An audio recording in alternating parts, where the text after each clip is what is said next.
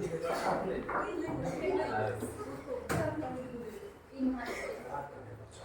Morning ચલો આપણે previous લેક્ચરમાં AS22 માં ત્રણ વર્ડ મેન શીખ્યા હતા. એક અકાઉન્ટિંગ ઇન્કમ, જે આના પહેલા સુધીનું જે ચાલ્યું એ એક્ઝામમાં રહેશે. ઇન્ટરનલમાં તો એ જ હોય. જેટલો સિલેબસ પૂરો થયો હોય, કંઈ 30 માર્ક્સ એ હોઈ શકે, 50 એ હોઈ શકે, 100 હોય તો એમાં કઈ સિલેબસ નહીં હોય, દાખલા વધે.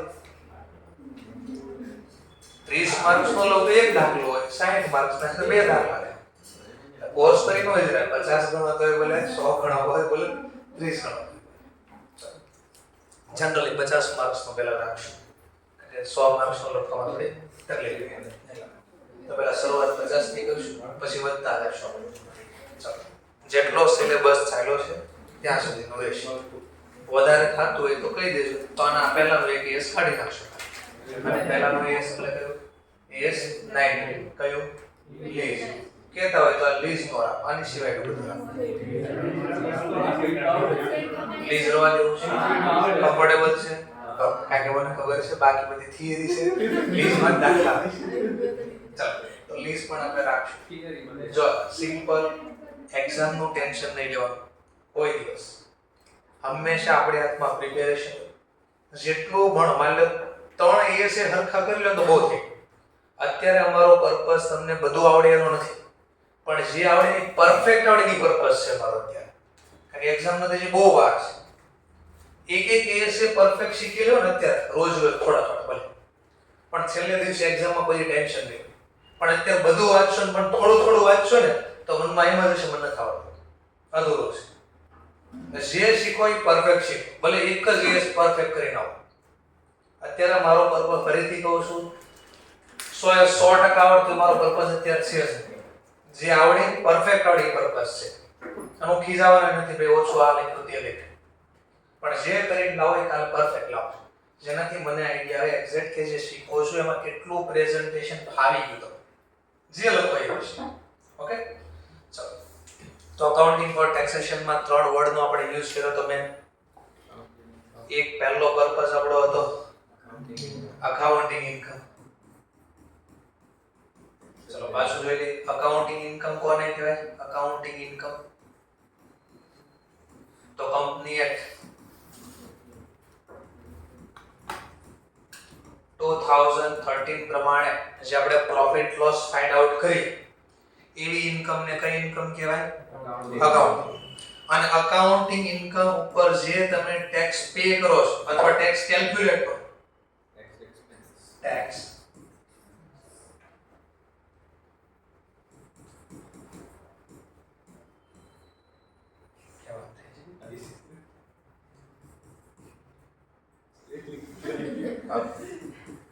ટેક્સ કેલ્ક્યુલેટ થાય છે. તો ચાલો, ઉતાવળમાં આવી તો થઈ ગયા, એક્ઝામમાં એવું થાય. તો ટેમ્પરરી.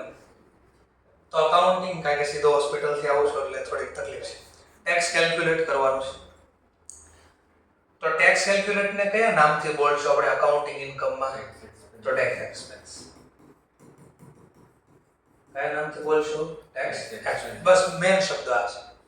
અકાઉન્ટિંગ કંપની એક્ટ પ્રમાણે જે આપણે અકાઉન્ટિંગ ઇન્કમ કેલ્ક્યુલેટ કરીએ એટલે ફાઇન્ડ આઉટ કરીએ છીએ, એનો અકાઉન્ટ જે કરીએ છીએ કયા બેઝિસ, કયા નિયમ પ્રમાણે કરીએ છીએ? એક્રોલ બેઝ. બસ આટલા શબ્દ યાદ રાખવાના છે. કંપની એક્ટ 2013 પ્રમાણે જે આપણે ઇન્કમ ફાઇન્ડ કરી એને કયા નામથી ઓળખાય? એમાં જે ટેક્સ લખીએ છીએ આપણે, ગણીને લખીએ, રેકોર્ડ કરીએ છીએ, એને કયા નામથી ઓળખાય? Tax expense.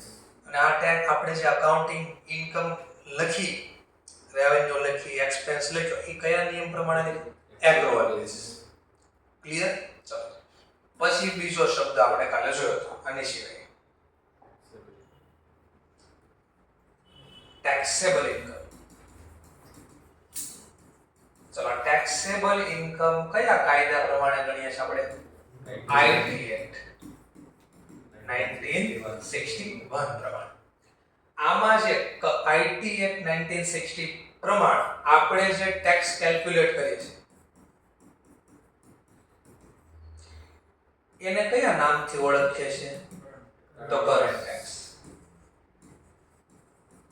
Current tax. ચલો આ પણ ખબર પડી કરંટ ટેક્સ. પણ અહીંયા આઈટી એક્ટ પ્રમાણે જે આપણે ઇન્કમ ગણવી છે એમાં કોના નિયમ પ્રમાણે આઈટી એક્ટ નો નિયમ શું કે થોડો કેશ બેસિસ પણ છે અને અમુક છે એક્રુઅલ બેસિસ છે. એનો મતલબ બેનું મિક્સ આવે. અમુક પોઈન્ટ એક્રુઅલ બેસિસ લખવા દે છે, અમુક પોઈન્ટ કયા બેસિસ લખવા દે? Cash basis. એટલે મિક્સ ચાલે છે. આમાં કોઈ દિવસ મિક્સ નહોતું, એક્રુઅલ બેસિસ હતું. તો વિચારો આમાં અમુક એક્સપેન્સ તમે એક્રુઅલ બેસિસ લખો, અમુક એક્સપેન્સ આમાં કેશ હોય ને એક્રુઅલ બેસિસ હોય, તો બંનેની ઇન્કમ કોઈ દિવસ એક્ઝેક્ટ સેમ થાય? એક જ કેસમાં સેમ થાય. અહીંયા જેટલા એક્રુઅલ બે બેસિસ લખે તો માથાકૂટ જ નથી, તો સેમ જ થાય 100%. અથવા અહીંયા જેટલા એક્રુઅલ બેસિસ એક્સપેન્સ કે ઇન્કમ લખી એટલા જ એક્ઝેક્ટ કેશ પે કરી દીધા અથવા કેશ મળી ગયા, રિસીવ થઈ ગયા, તો પણ સેમ થઈ જાય. જેમ કે 60000 નો એક્સપેન્સ લખ્યો અને રોકડા પણ 60 જ પે કર્યા, તો કોઈ ડિફરન્ટ રહેવાનો જ નથી. ડિફરન્ટ ક્યારે રહેશે? તો આયા કયા બેસિસ લખ્યું છે અને અહીંયા જેટલા લખ્યા હોય એના કરતા કેશ બેસિસ વધારે કે ઓછા લખ્યા તો ડિફરન્ટ આવશે. આવા ડિફરન્ટ ને કેવો ડિફરન્ટ કહેવાય? ટાઈમિંગ. પહેલા શું બોલાય? Timing different. પહેલા ટાઈમિંગ ડિફરન્ટ. આ ટાઈમિંગ ડિફરન્ટ ને બે ભાગમાં વહેંચી શકાય. કયા ભાગમાં વહેંચી શકશે? આ ડિફરન્ટ ખાલી માની લો ખાલી ડિફરન્ટ કરો તો આ ડિફરન્ટ છે બે ભાગમાં વહેંચી શકાય. ટાઈમિંગ ડિફરન્ટ અને એક આવશે પરમાનન્ટ ડિફરન્ટ. પરમાનન્ટ ડિફરન્ટ એટલે હું ટાઈમિંગ ડિફરન્ટ ને પરમાનન્ટ ડિફરન્ટ એટલે હા સિમ્પલ કે જેમ કે અહીંયા માની લો મેં 60000 નો એક્સપેન્સ લખ્યો, ફર્સ્ટ યર મેં અહીંયા 50 નો જ એક્સપેન્સ લખ્યો. કેટલો ઓછો લખ્યો? 10. આ તો 10000 નો ડિફરન્ટ ફ્યુચરમાં રિવર્સ થાય. જેમ કે અહીંયા 60 જ લખી નેક્સ્ટ યર, પણ અહીંયા નેક્સ્ટ યર 70000 લખીશ. તો જે 10000 પ્રીવિયસ યર મેં ઓછા રેકોર્ડ કર્યા હતા એ નેક્સ્ટ યરમાં વધારે રેકોર્ડ થાય. તો આવા ડિફરન્ટ ને કયો ડિફરન્ટ ગણાય? Timing different.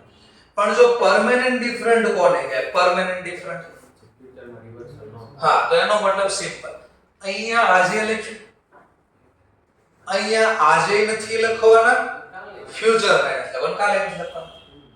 તો એનો મતલબ ડિફરન્ટ કાયમ માટે રહેશે, એટલે લખવાની પરમિશન છે જ નહીં. તો આ ડિફરન્ટ ને કેવો ડિફરન્ટ કહેવાય? પરમેનન્ટ. બસ આટલા વર્ડ્સ તમારે જોવાના હતા. ચલો ક્લિયર થઈ ગયો? પહેલા નેક્સ્ટ આ ટાઈમિંગ ડિફરન્ટ ના કારણે એક્સપેન્સ ઓછો વધારે રેકોર્ડ કરશો એટલે બિઝનેસ ની અંદર ટેક્સ એકમાં વધારે છે એકમાં ઓછો હશે. તો આ જે ડિફરન્ટ ના કારણે જે ટેક્સ વધારે ઇન્કમ માં ડિફરન્ટ ના કારણે જે વધારે ટેક્સ લખ્યો અથવા ઓછો ટેક્સ લખ્યો એના કારણે બિઝનેસ માં બે વસ્તુ ક્રિએટ થાય.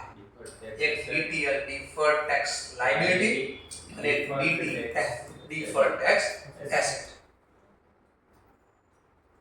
સમજાણો મુદ્દો?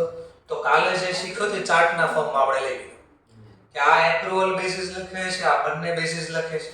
અહીંયા જે ટેક્સ લખશો એને કયા નામથી બોલશો? Tax expense. આઈટીએક્સ પ્રમાણે જે ટેક્સ પે કરશું ગવર્નમેન્ટ એને કયા નામથી બોલે? કરંટ. અને આ બેની ઇન્કમમાં ડિફરન્ટ આવશે. આ ડિફરન્ટ અમુક કેવો હશે? ટાઈમિંગ. અમુક કેવો હશે? પરમેનન્ટ.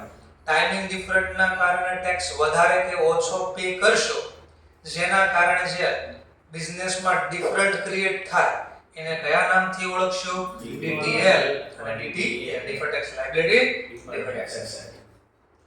ક્લિયર? ચલો નેક્સ્ટ. કેમ ખબર પડશે આ ડીટીએલ છે કે ડીટીએ છે? તો આને સમજવાનું. એને સમજવાની ટેકનિક આપો. અકાઉન્ટિંગ ઇન્કમ હંમેશા પહેલા જોવાની. કઈ ઇન્કમ જોવાની? Accounting income. માની લો સમજવા માટે અકાઉન્ટિંગ ઇન્કમ 50000 છે.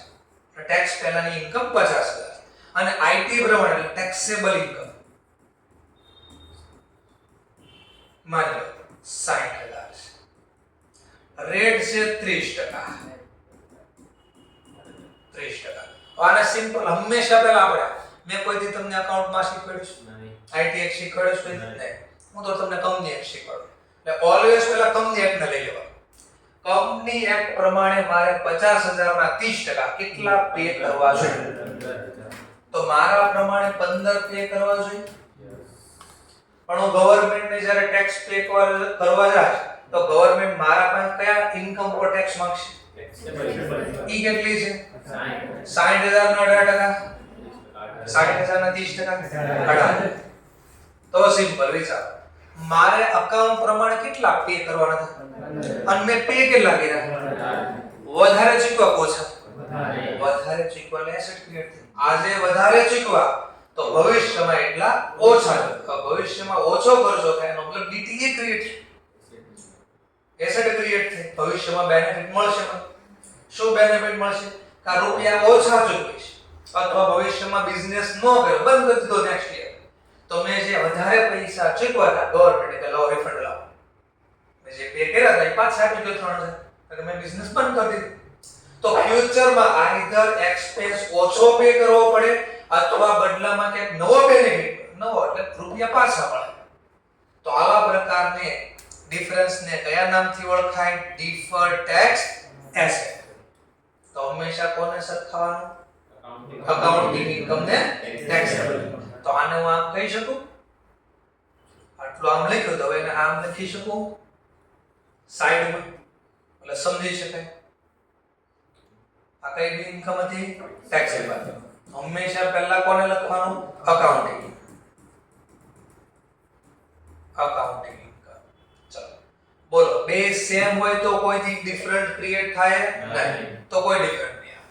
પણ અકાઉન્ટિંગ ઇન્કમ ટેક્સેબલ ઇન્કમ કરતા વધારે, જો વધારે હોય ઉલટું કર દો, પહેલા શીખાઈ જ લેતી દો. આમ હોય તો નો આંકડો ખબર પડે તો આંકડો લખો. અને અહીંયા 50,000 પે કરવાના હતા ને પે કર્યા 60,000, વધારે પે કર્યા. તો ધંધામાં શું ક્રિએટ કરશે? ડીટીએ. આમાં શું ક્રિએટ થાય?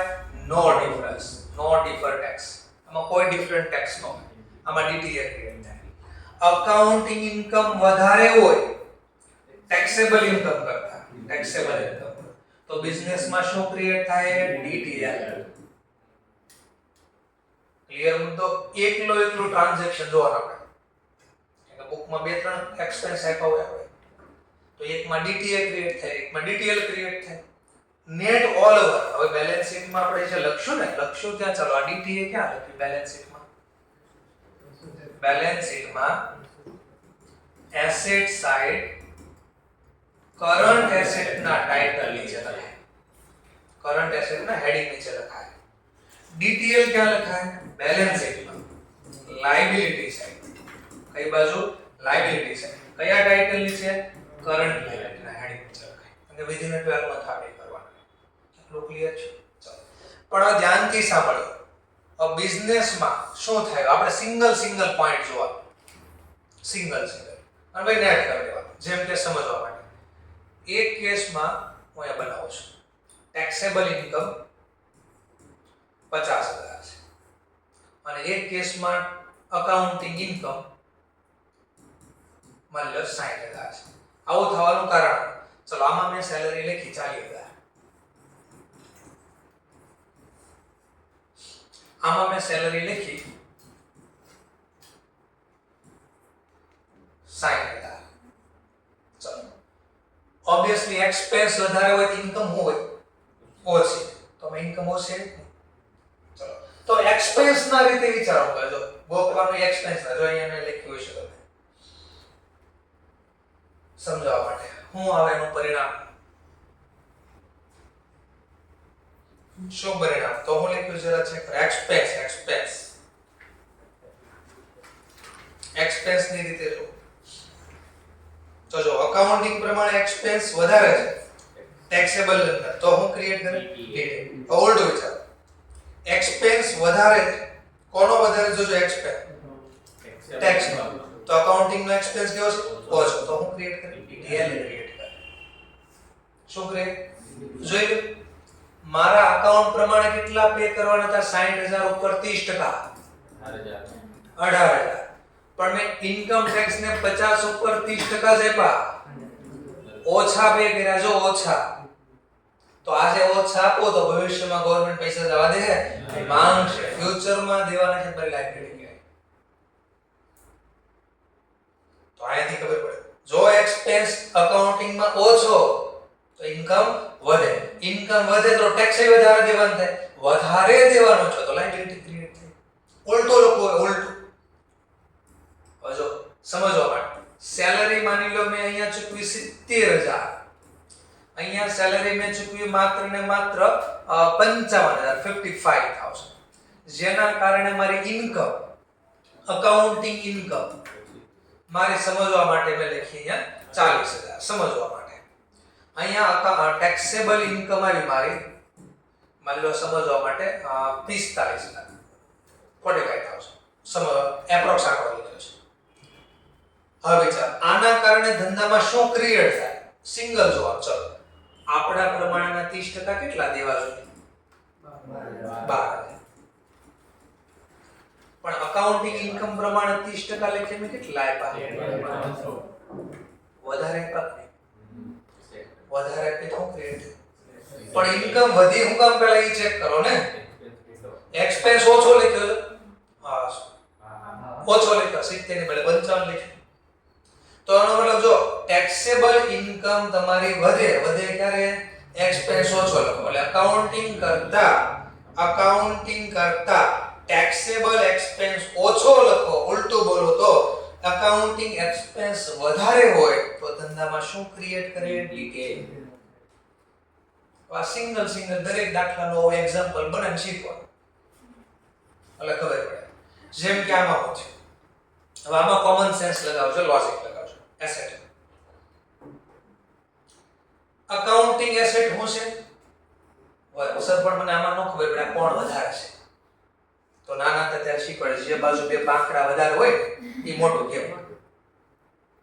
ગુરુતુમ લઘુતુમ એમાં ન ખબર પડે, એમાં કોઈ ટેન્શન નહીં, નો પ્રોપર શીખાય નો આવડે, એમાં કોઈ વાંધો નહીં. બધી વસ્તુ જાણતા ન હોય. ઓકે, એટલે નો સમજાય કોઈ વાંધો નહીં. તો એનો મતલબ જે બાજુ બે સાઈડ વધારે છે ઈ વધારે કહેવાય. ચલો, તો આમાં કોણ વધારે છે? અકાઉન્ટિંગ એસેટ વધારે છે. કોના કરતા? ટેક્સેબલ.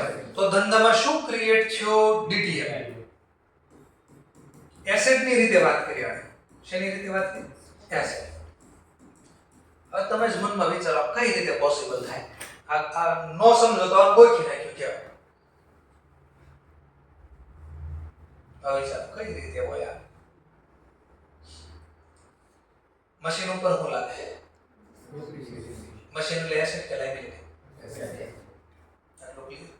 ચાલો, ધારવાનો આંકડો કે ભાઈ માની લો આપણી અકાઉન્ટિંગ ઇન્કમ પ્રમાણે એક મશીન ખરીદ્યું છે 5 લાખનો, ટેક્સેબલ પ્રમાણે પણ 5 લાખનું જ આપણે એક એસેટ ખરીદેલ છે. અહીંયા ધ્યાનથી જોજો, કોને વધારે કહી છે? અકાઉન્ટિંગ એસેટ વધારે, એસેટ વધે ગયા, ડેપ્રિસિએશન ઓછો લગાડો, વધારે લગાડો. તો આવું સમજો, વિચારો. તો આના પર 10% રેટ રાખવાનો, અહીંયા 12% રેટ કરી દો. WDU પ્રમાણે 12%, આ એસેટ પર WDU ખબર શીખાતો. હંમેશા WDU માં ફર્સ્ટ બિગિનિંગ માં ઘસારો વધારે લાગે. તો મેં ધારી લીધું આ એસેટ મશીન, આ WDU છે. ચલો, આના ઉપર ઘસારો લગાડો. 5 લાખના 10%, 50000. આ એક્સપેન્સ ક્યાં થાય? એસેટ ની બદલે હું એક્સપેન્સ ઉપર આવી ગયો, ત્યાંથી લોજિક લગાડી દીધું. હવે અહીંયા જોજો, હમણાં પછી આપણે વેલ્યુ પણ જોઈએ, બુક વેલ્યુ, ચોપડામાં કયા ભાવે આપેલા છે. આ 450 છે. ચલો, અહીંયા વિચારો, 5 લાખના 12%, 60. તો એક્સપેન્સ બાદ કરશો પછી જ એસેટ લખશો ને તમે. બાદ કરો 40. હવે વિચારો તમે, અહીંયા જોવાના બદલે અહીંયા વિચારો. ખર્ચ પ્રમાણમાં શીખવાનું, ખર્ચ પ્રમાણે. ચલો, આને ખર્ચો, અકાઉન્ટિંગ પ્રમાણે ખર્ચો કેટલો લખ્યો? 50. એટલે ઓછો લખ્યો. જો એક્સપેન્સ ઘટે તો ઇન્કમ અને ઇન્કમ ને વધારે લખી તો ટેક્સ એ વધારે દેવા થાય. ટેક્સ ઓછો દેશ, ટેક્સ ઓછો દે તો હું ક્રિએટ કર્યો અને નો ખબર પડી બોલવામાં તો આંકડો ધારવાનો બે પ્રમાણે લખવાનો આંકડો જીપી સેમ રાખવાનો બંનેમાં અકાઉન્ટિંગ પ્રમાણે આ ટેક્સેબલ જીપી માન લો અહીંયા 75000 બે માં સેમ રાખવાનો જીપી. પછી આ ડેપ્રિસિએશન બે ગણો ને એમાં લખી દેવાનો અકાઉન્ટિંગ પ્રમાણે ડેપ કેટલો લખ્યો 50 આમાં લખ્યો 60 ઓટોમેટિક તમને આંકડો આવડશે. ચલો આમાં બોલો ઇન્કમ કેટલી થઈ નેટ પ્રોફિટ બિફોર ટેક્સ 15 આમાં ટેક્સ પહેલાનો એન્ટ્રી બોલો 30% લેખાય ગણવાનું 30% પછી 10% ગણો તો ખોટો નહીં પડે એટલે 10 જલ્દી આંકડો જો તો 10% રાખવાનો 10% આપણે ત્યાં પે કરવા સેક્શન બોલો તો મારે ટેક્સ કેટલો દેવો જોઈએ પણ મેં ટેક્સ આપ્યો કેટલો ઓછો આપ્યો વધારે તો ભવિષ્યમાં દેવાના થાય હું ક્રિએટ કર્યો ડીટીઆર. તો એસેટ વધારે ક્યારે આવે એ પહેલા કોમન સેન્સ લગાડવા માટે આ પોઈન્ટ સમજાય. ક્લિયર થયું પાછો? ઓકે તો આ સિંગલ સમજવા માટેના ટોપિક હતા. લાયબિલિટીમાં હું તમે એક્ઝામ્પલ લઈ શકો લાયબિલિટીમાં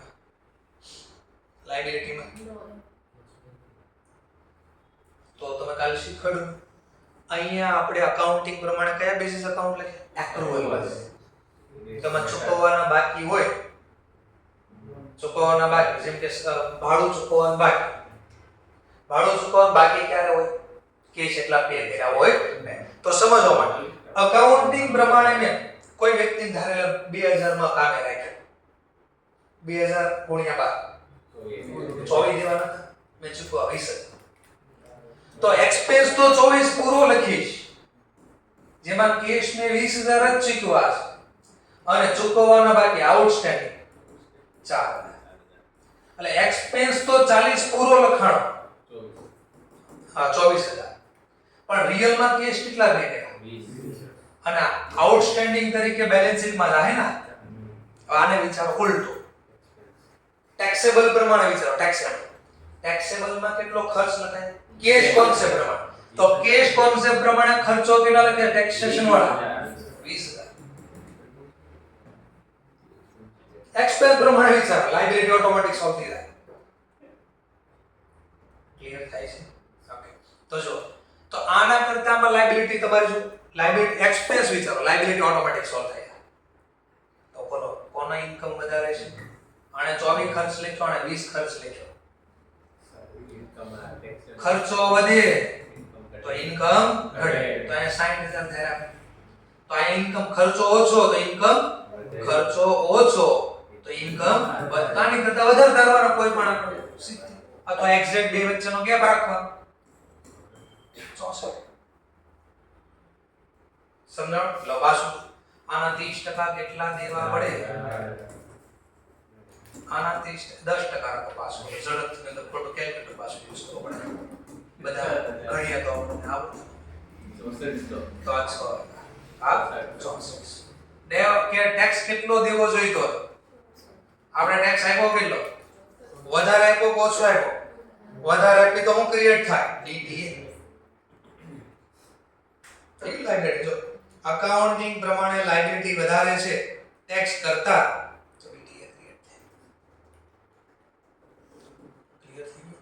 આવું એક્ઝામમાં પૂછશે ને એક પોઈન્ટ પણ કદાચ બાય સર ખબર છે એમસીક્યુ આવી ગયા તમે તો ગમે એ પૂછી શકે તનો મેં આ લોસ લખી દીધી એટલે એક્સપેન્સ ને પ્રમાણે શીખવાડ્યું અને એસેટ ને મેં એક્સપેન્સ માં ભેગવી નાખ્યું ઉલટું કરી નાખ્યું એટલે એક્સપેન્સ ઓળખતા આવડી ગયો એટલે ઇન્કમ ઓળખતા આવડી તો ટેક્સ ઓળખતા આવડી નાથી ક્રિએટ કરી દેવાનું. જો એવું નો યાદ રહે એક્ઝામ માં છેલ્લે તો પછી એક જ ઓપ્શન સર પાસ થવા મારે કંઈક કરવું જ નહીં તો પછી આવું કરો. ક્લિયર? ચાલો તો જો એસેટ ને કઈ બેલેન્સ હોય એક્સપેન્સ ને કઈ બેલેન્સ હોય આવો ગો પર લાયબિલિટી ને કઈ બેલેન્સ હોય ઇન્કમ ને કઈ બેલેન્સ હોય તો પછી આમ લોજિક લગાડે, જો આ વધારે તો આવો શું, આમાં ડીટીએલ, આમાં ડીટીએલ. હું આ જે બોલ્યો ઈ નો યાદ રાખ્યો. હવે આમ બોક્સ છે, અરે એસેટ વધે ક્યારે ખર્ચ ઓછો લખો તો, અને ખર્ચ ઓછો લખો તો ઇન્કમ વધે, ઇન્કમ વધે તો ટેક્સ વધારે, ઓછો જીકો તો ડીટીએલ ક્રિએટ થયો, વધારે જીકો તો એસેટ ક્રિએટ થયો. સમજાય ગયો મુદ્દો?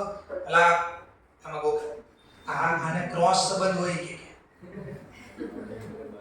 એસેટ વધે એટલે ખર્ચો ઘટે, સેમ નો હોય, એક વધે તો એક ઘટે. પછી આમાં આવું પાછું લોજિક, ઇન્કમ વાળા કે હારા હોય, લાયબિલિટી ને ઇન્કમ હારા હોય. કે આમાં એવું જ હોય કે જો લાયબિલિટી વધારે કઈ બાકી હોય, ઇન્કમ ને કઈ બાકી હોય, ક્રેડિટ. આમાં ક્રિએટ કરે તો આમાં ક્રિએટ કરે, ઉલટું હોય. આમાં સેમ સંબંધ હોય, આમાં ઉલટો સંબંધ હોય. આવું ગોખે બેઠા બેઠા કે મારે એક જ યાદ રાખવાનું, એટલે બાકીનું તો ઉલટું હોય, સામું હોય, આવડી જાય કે મને. જો નો ગોખતા મહેરબાની કરી તો હું કામ શીખવાડો છું. પણ મેં કીધું ને અમુકને ખાસ ભાઈ એક માર્ક આવી ગયો, ક્યાંક ઉદ્ધાર થઈ 39 જ પછી ઘટાઈ ગઈ માર્ક, એકાદો તો લાઈ 33 કે આ ઓલવેઝ વધારે હોય. આ અહીંયા હું લખતો ને આ અકાઉન્ટિંગ ઇન્કમ, આ ટેક્સેબલ ઇન્કમ, અહીંયા એસેટ જ હશે, આપણે આ એસેટ જ હશે, આ એસેટ જ હશે. આનો રિઝલ્ટ શું મળે કે હું એક યાદ રાખું, એક એસેટ માં તો યાદ રાખે હું ક્રિએટ થાય ડીટીએલ પહેલા પછી આવું જ યાદ રાખે અકાઉન્ટિંગ ઇન્કમ પ્રમાણે લાયબિલિટી.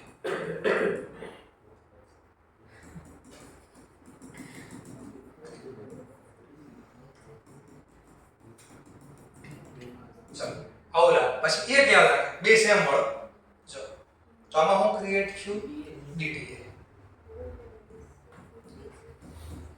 પછી કે મને આવડી જાય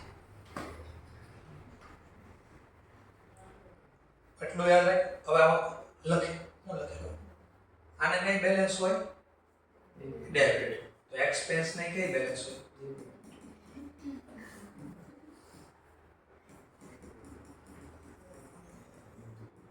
પછી આમાં એકવાર જોઈએ એક્સપેન્સ વધારે તો હું ક્રિએટ કરે ડીટી, મેં કીધું રિવર્સ સંબંધ હોય કે મને આ એક યાદ રહી ગયું કામ મારું કે બોલ આમાં હું આવ્યું ડીટીએલ, તો આ ડીટીએલ ઓલવેઝ આમ થાય, હું કામ એ નથી ખબર, બસ આવું. તો સેમ આમાં આને કઈ બેલેન્સ હોય, ક્રેડિટ બેલેન્સ હોય. તો ઇન્કમ ને કઈ બેલેન્સ હોય, ક્રેડિટ.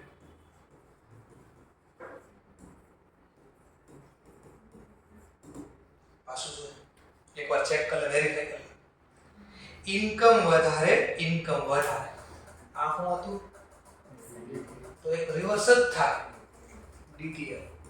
હવે શું કામ આ ઉલટું થાય એ ખબર પડી ગઈ તો વૈઠ ન કહેવાય, અને ખબર પાડવા માટે તા લખ્યું કે આવું થાય ક્યારે, તો એના રીઝન એ દેખાડે ચોપડામાં લખી, સેલરી પ્રમાણે લાયબિલિટી દેખાડી, એસેટ ક્યારે વધારો એ દેખાડ્યું હતું. તો બસ એ કોન્સેપ્ટ સમજાવો એને લાગુ પડ્યો. તો અમુકને આ યાદ ન રહ્યું, એટલું યાદ રહ્યું, એનો મતલબ આ હોય છે ગોખવાનો મતલબ આ સમજાવી ખબર પડી અને એનું પરિણામ આ મળ્યું તો યાદ. કારણ કે એક્ઝામ તો અપાઈ પછી જેનો અકાઉન્ટ લખવા આવ્યો ને હું લખશો ડીટીએ કે ડીટીએલ ના થોડી કોઈ કેવા આવશે, તો એટલે સમજવાનો ટોપિક છે. અકાઉન્ટમાં કાંઈ નથી યાદ, કાંઈ છે હું તો બહુ લેટ શીખ્યો, જેની ઈચ્છા થઈ તેદી શીખ્યો, બધું પૂરું થઈ ગયું પછી 2011-12 માં અકાઉન્ટ શીખ્યો. મારે 12 પૂરું થઈ ગયું, મારું 2003 માં મારું 12 પૂરું થઈ ગયું. 2011-12 માં મને ઈચ્છા થઈ હવે મારે અકાઉન્ટ શીખવું છે, ભણવાનું પૂરું થયું પછી શીખ્યું. મારે અકાઉન્ટમાં કોઈ 60 માર્ક ઉપર ન થયા, ફેક્ટ 12 માં સુધી હું ભણ્યો, કોઈ 60% ઉપર મારા માર્ક્સ નહોતા. હું એક એવરેજ સ્ટુડન્ટ હતો, છેલ્લી બેન્ચ પર બેહવાનું, હું કરવાની ખબર જ હોય, ભણવાની કોઈ ઈચ્છા નહોતી રિયલમાં. અને તો બાય ચાન્સ કરતા પહોંચ્યા. એનો મતલબ જે દિવસે આપણને ખબર પડી કે ભણવાનું આવું હોય એ દિવસની જર્ની બદલી જાય. લાઈક જાતા હોય કઈ બાજુ અને અચાનક જો મગજમાં ચેન્જ કરી નાખે થોડું, એક જ વસ્તુ ખાલી બદલી, હેબિટ બદલી તો સક્સેસ છે. ઈની હેબિટ હોય તો આટા મારતા હોય. તો હેબિટ બદલવાની જરૂર છે. અને હેબિટ રાતોરાત ન બદલે એના માટે પ્રેક્ટિસ કરવી પડે, મહેનત કરવી પડે. 3 સ્ટ્રેટેજી છે સર વર્ષોથી તમને આપે પણ યાદ રહેતી હોય, ન રહેતી. હાઈએસ્ટ મહેનત કરવાની, રજા નહીં પાડવાની એક દિવસ, હાઈએસ્ટ કલાક વાંચવા, અને જે વાંચો એ સમજી વાંચવા. જે વાંચો એ સમજી વાંચવા. પછી જેટલું વાંચો એટલું કરો તો સક્સેસ હશે. બીજો કોઈ શોર્ટકટ જ નથી. જેટલા લાઈફમાં સક્સેસ લોકો છે જોઈએ છે, આ 3 વસ્તુ જ નીકળશે. 3 વસ્તુ, નથિંગ એલ્સ. ચલો ઠીક છે. તો આ બધું 2 મિનિટ માટે આને પાછું આ જે એક્ઝામ્પલ આપ્યા આને બધાને ભૂલી જાઓ. પહેલા આટલું યાદ રાખો ક્યારે શું ક્રિએટ થાય, શેના આધારે ક્રિએટ થાય. આ મેન ચાર્ટ છે. એટલું ખબર પડી કે આ ઓળખતા એટલે તમને આવડે. ક્લિયર મુદ્દો? ચલો હવે બેઝિક બીજું થોડુંક શીખી લઈએ આપણે. જેમ કે શીખવા પરમેનન્ટ ડિફરન્સ નું શું કરવાનું છે? બેલેન્સ શીટમાં કે લખવાનું છે નોટ રેકોર્ડ.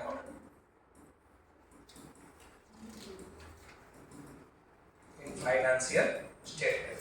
ફાઇનાન્સિયલ સ્ટેટમેન્ટ ને પરમેનન્ટ ડિફરન્ટ માં ક્યાંય રેકોર્ડ કરવાનો નથી, પણ ટાઈમિંગ ડિફરન્ટ ને રેકોર્ડ કરવાનો છે. કયા નામથી? આઈધર DTA અથવા DTA. અને ઓલવેઝ નેટ લખાય. શું લખાય? નેટ. એટલે અમુક ટ્રાન્ઝેક્શન માં DTA ક્રિએટ થતું હોય, અમુક ટ્રાન્ઝેક્શન માં DTA, તો આપણે નેટ કરી દેવાનું. કે શું વધારે છે? કે આપણે કોઈ દી એવું લખી કે મારે જ મારી પાસે લેવાના, મારે દેવાના. ગવર્નમેન્ટ એક જ છે તો હું એમ થોડી લખું એક બાજુ મારે ગવર્નમેન્ટને દેવાના, ઈ જ ગવર્નમેન્ટ માં બીજી બાજુ લેવાના. તો એક જ ગવર્નમેન્ટ છે. DTA નામથી બોલો તો ઈ જ ગવર્નમેન્ટ DTA. તો નેટ લખવાનું. ઓલવેઝ કઈ રીતે લખવાનું? નેટ. એટલે નેટ જવા દે. પછી એસેટ હોય તો ભલે, લાયબિલિટી હોય નેટ કરીને લખવાનું છે. પરમેનન્ટ ડિફરન્સ નું કાઈ કરવાનું નથી. Do not reverse subsequently. Example તરીકે જોજો. Permanent difference are the difference between the taxable income and accounting income for the originating one period. Originate તો થાય પણ આ ફ્યુચરમાં કોઈ દિવસ રિવર્સલ નહીં થાય. જેમ કે example scientific research. Scientific research નો મતલબ R&D કરીને રિસર્ચ એન્ડ ડેવલપમેન્ટ. તો ગવર્નમેન્ટ ઇન્ડિયાને મેક ઇન ઇન્ડિયા કરવા માટે શું કરે છે? ગવર્નમેન્ટ પ્રમોટ કરે છે કે તમે જ અહીંયા બનાવો. ભાઈ કંઈક બનાવવું હોય તો પહેલા ખબર તો પડી છે ને કેમ બને. તો વસ્તુ કેમ બનાવી એનું જે રિસર્ચ કરી એને R&D કહેવાય. તો ગવર્નમેન્ટ ઇન્ડિયાને ઇમ્પોર્ટ કરવામાંથી એક્સપોર્ટ તરફ વાળવા માટે શું કરે છે? તો એક સ્કીમ લાવે. નકર આપણે શું કરતા? Copy paste. કોકને આવડે કોપી કરીને અહીંયા કરતા. એમ મોટા ન બને કોઈ દિવસ. કારણ કે એને ખબર છે એને શું કર્યું. આપણને થોડી આપણે તેનો કોપી કરવી છે. તો એને ક્યાંક ખોટું કર્યું તો આપણે ખોટું કરીશું. તો ગવર્નમેન્ટે મેક ઇન ઇન્ડિયામાં શું કહ્યું? સિમ્પલ કહ્યું અહીંયા જ બનાવો, અહીંયા વેચો, વધારે છે એક્સપોર્ટ ચાલુ કરો. તો આનો ફાયદો શું થાય? ધ્યાનથી જોજો. તો પેલા વસ્તુ બનાવવા માટે ખૂબ નોલેજ એક્વાયર કરવું પડે. આ નોલેજ મેળવવા માટે ખર્ચો થાય. નોલેજ બે જ રીતે આવે, કા ખર્ચ કરવાથી કા સમય આપવાથી. અને ઘણી વસ્તુ એવું હોય બંનેનું કોમ્બિનેશન. સમય આપવો પડે અને પૈસા આપવા પડે. જેમ કે સાયન્સની વસ્તુ જેટલી પણ હોય ને એમાં બંને જોઈએ. સાયન્સની વસ્તુ એમાં બંને જોઈએ. શું બંને જોઈએ? પૈસા જોઈએ ને ટાઈમ જોઈએ. માની લો આપણે સ્પેસમાં વસ્તુ મોકલી છે તો બંને જોઈએ. તો ભાઈ રોકેટ પહેલા બનાવવું તો પડશે ને, તો સમય જોઈએ પૈસા જોઈએ. દવા, કેન્સરની દવા બનાવી છે તો બંને જોશે. દવા બનાવવા માટેના વસ્તુ તો જોઈએ બધી, સ્પેર પાર્ટ ને જે જોઈએ. સ્પેર પાર્ટ નો મતલબ માણસ જોઈએ, ઉંદરડા જોશે, બધું જોઈએ. એના ઉપર બધો એક્સપેરિમેન્ટ કરશે કે ગયા કે નહીં રહ્યા. તો એનો મતલબ બંને છે. તો સમજવા માટે ગવર્નમેન્ટ શું કરે? સાયન્ટિફિક રિસર્ચ જેટલું કરો ને, મતલબ મેં 100 રૂપિયાનું R&D કર્યું, કેટલાનો ખર્ચ હોય છે? તો અકાઉન્ટિંગ પ્રમાણે તો 100 નો ખર્ચ હોય એટલે રોકડ જાય તો જમા અને એક્સપેન્સ ખાતે ઉધાર 100 રૂપિયા. અને પછી એ શીખશો એમાં આવશે R&D નો ખર્ચો લખાઈ ગયો. S26 intangible asset. તો ઇન્ટેન્જિબલ એસેટ ક્યારે એસેટ ના નામે લખાય અને ક્યારે ખર્ચ ના નામે લખાય. એ ES26 શીખવાડશે. તો 100 ના રૂપિયાનો ખર્ચ કર્યો મેં 100 લખ્યા. ટેક્સમાં એવું નહીં. ને ટેક્સ તમને હું કે પ્રમોટ કરવાના પર્પસ. તમે 100 રૂપિયાનો ખર્ચો કર્યો ને, હું તમને 100 ને 120 નો ખર્ચો ને લખવા દઉં. મેં રિયલ ખીચામાં કેટલા? તો અકાઉન્ટમાં તો 100 રૂપિયા જ લખી શકું. પણ ટેક્સેબલ ઇન્કમમાં 100 ને જેટલા નો ખર્ચો કરે એના 20%, 25%, 30% વધારે ખર્ચો લખવા દે. આનાથી બે ફાયદા. ખર્ચો વધારે લખ્યો એટલે શું થાય? ઇન્કમ ઘટશે. ઇન્કમ ઘટશે એટલે ટેક્સ ઓછો કરશે. તો ટેક્સની બચત થઈ કે નહીં? તો લોકો ટેક્સ બચાવવાના પર્પસથી R&D વધારે કરશે. કારણ કે R&D 100 ની કરી મેં, બાદ કેટલા મળ્યા? 120, 130, તો 30%. એક તો 30% ઓટોમેટિક તમારો નફો વધી ગયો. કઈ રીતે? ખર્ચો તમે વધારે લખો એટલે ઇન્કમ શું થાય? ઘટે. ઇન્કમ ઘટે તો આ માની લો GST 28% લાગે છે, તો 28% ટેક્સ ઓછો ભર્યો ને, ટેક્સ જ ઓછો ભર્યો તો ઇન્કમ ઓટોમેટિક 28% બીજા કરતા વધી ગઈ. તો બે ફાયદા થઈ ગયા. શેર બજારમાં પ્રાઇસ જ છે, કોમ્પિટિશન કરતા તમારું સારું પરફોર્મન્સ દેખાય. અને R&D કરે એટલે એની પાસે નવી કંઈક વસ્તુ ડેવલપ થાય અને એ જ વસ્તુના આધારે રોજગારી ક્રિએટ થાય. તો બધી મલ્ટિપલ ઇફેક્ટ જાતી. તો જે કાંઈ જો ને એમાં જો મલ્ટિપલ ઇફેક્ટ આની ક્યાં ક્યાં જાય છે આખું જુઓ.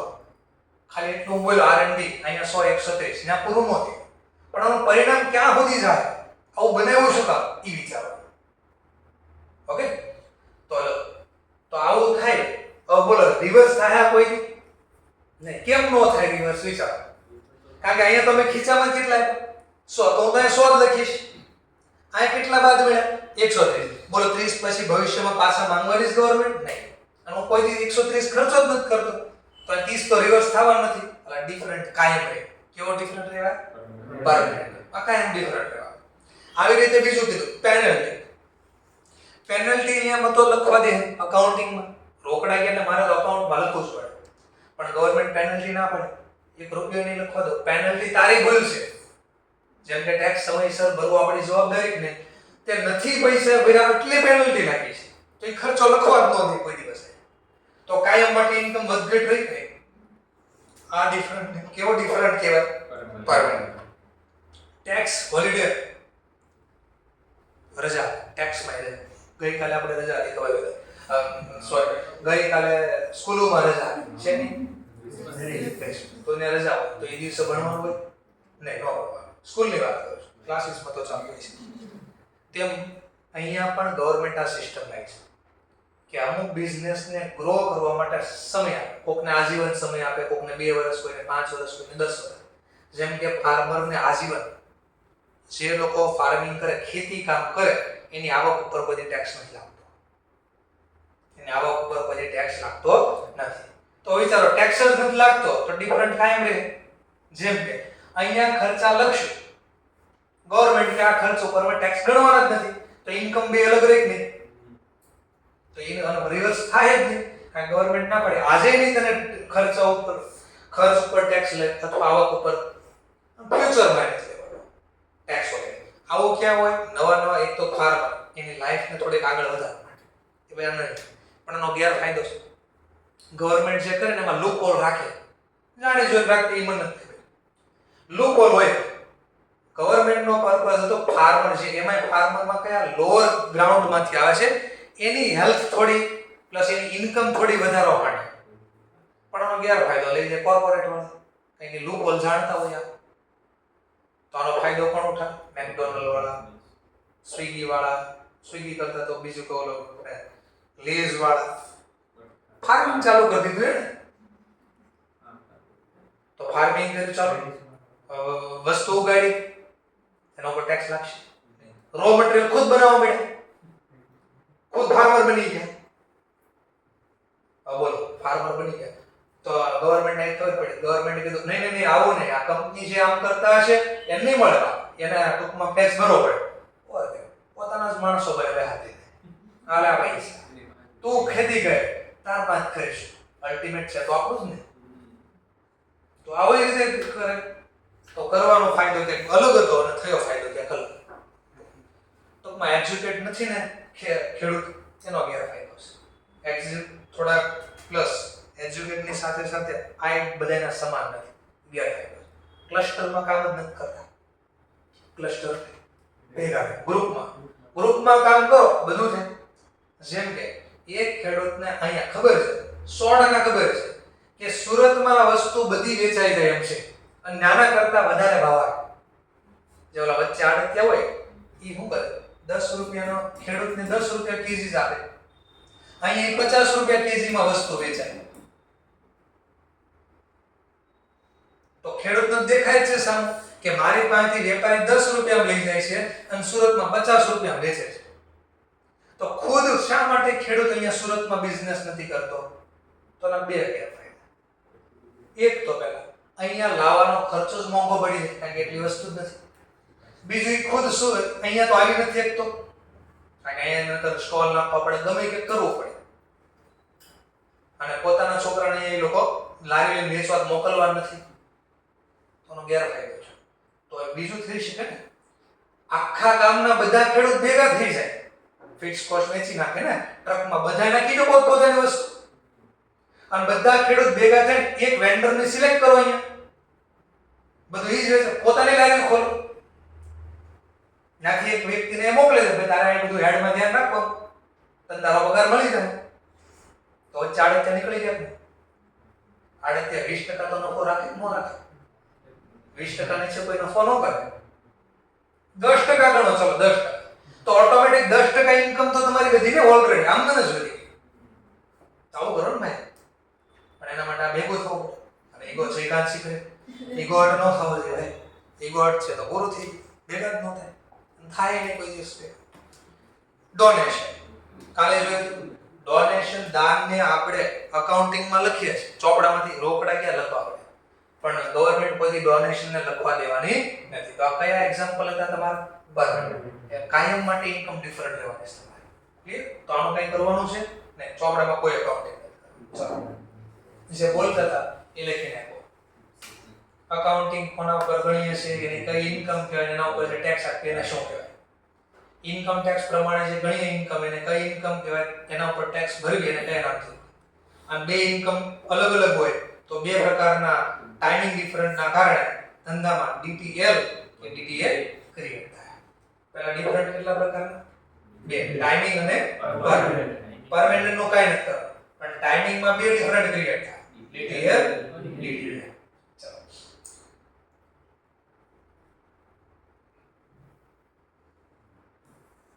સમજવા માટે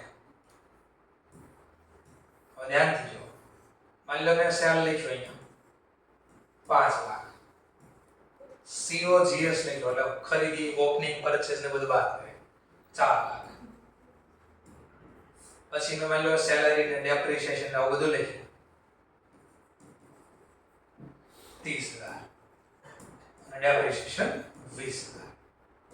સમજવા માટે ધ્યાનથી જો.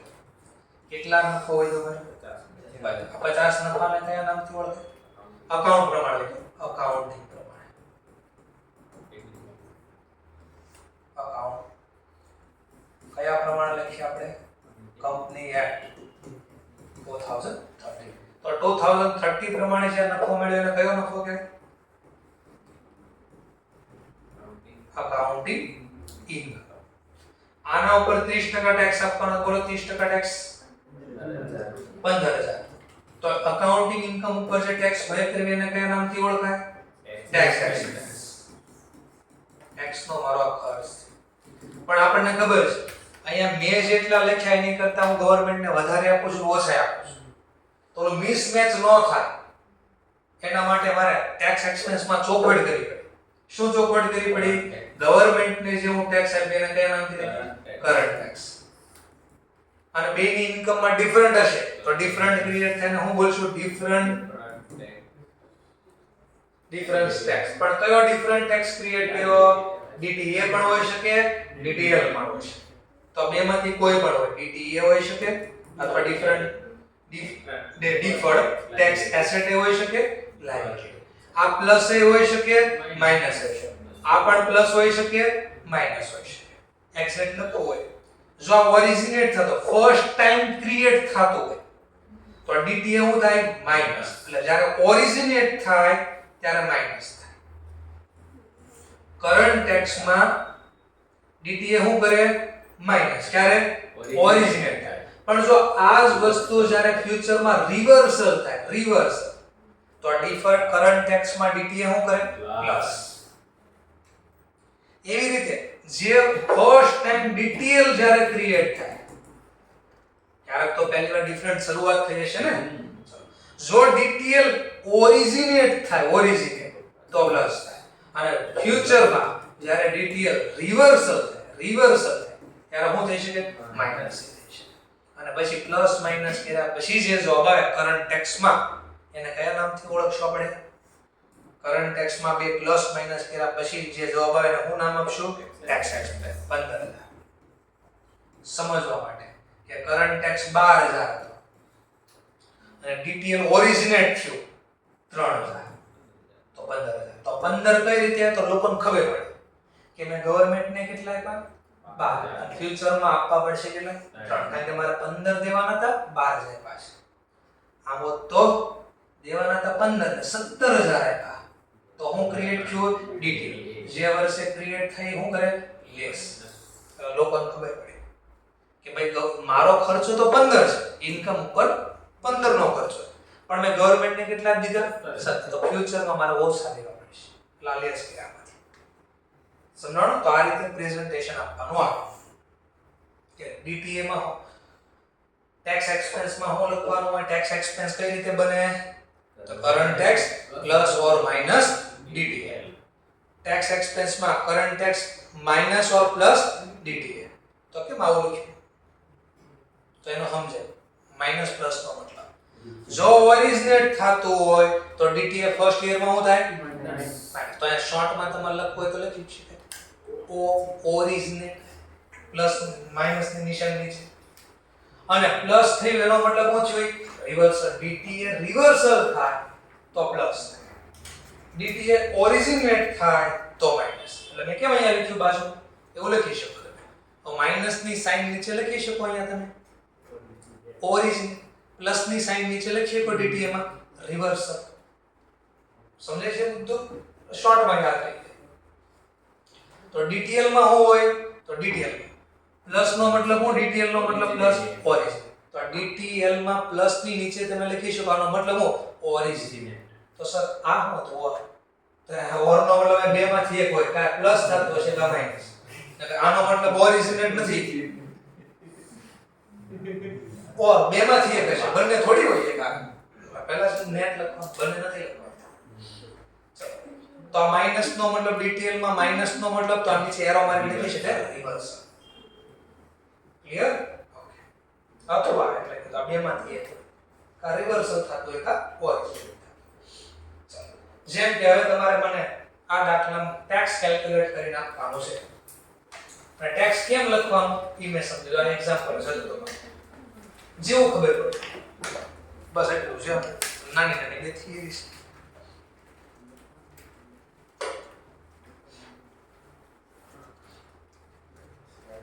આપણે અકાઉન્ટિંગ પ્રમાણે લખીશું. આજે લખ્યું છે અકાઉન્ટિંગ પ્રમાણે લખીશું. નીચે પછી બે વસ્તુ તમને લખી નાખીશ, જેવો સમજાય ટ્રાય કરો.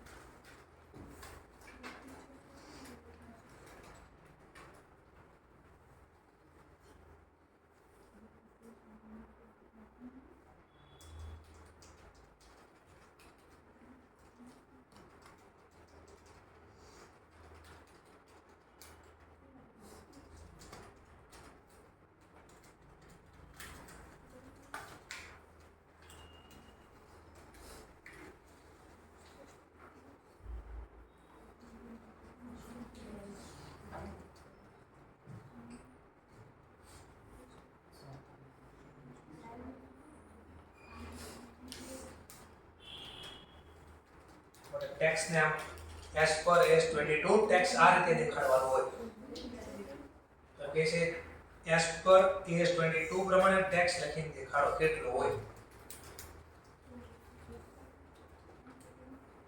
ટેક્સ એક્સપેન્સ માં બે નામ લખો current tax plus or minus DTA અથવા DTA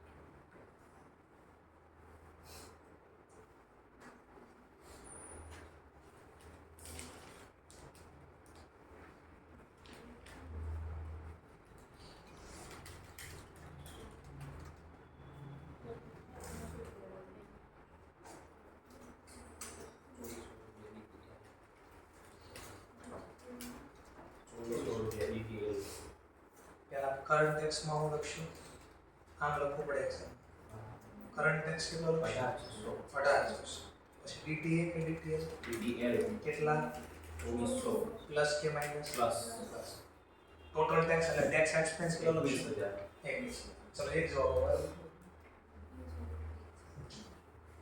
થોડું સમજાવો ઓન પ્રેઝન્ટેશન કરીને સમજાવો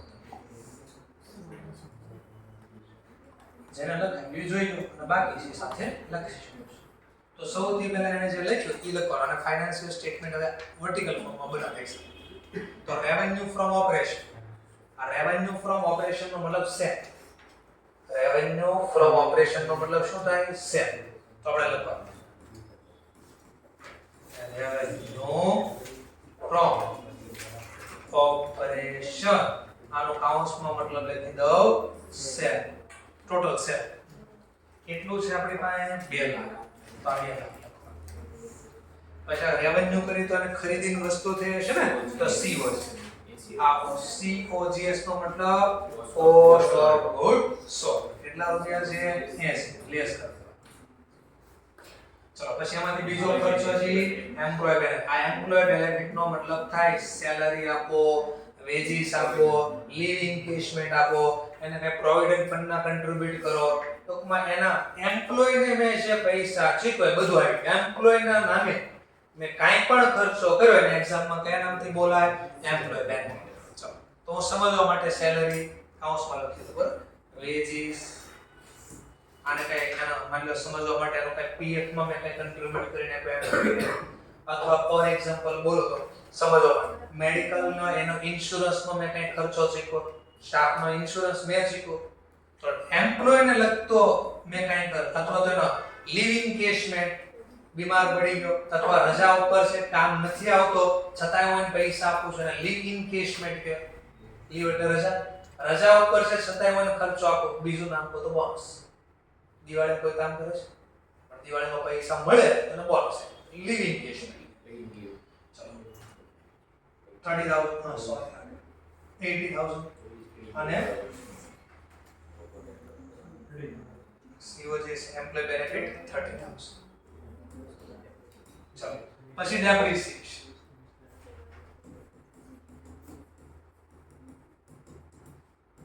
so depreciation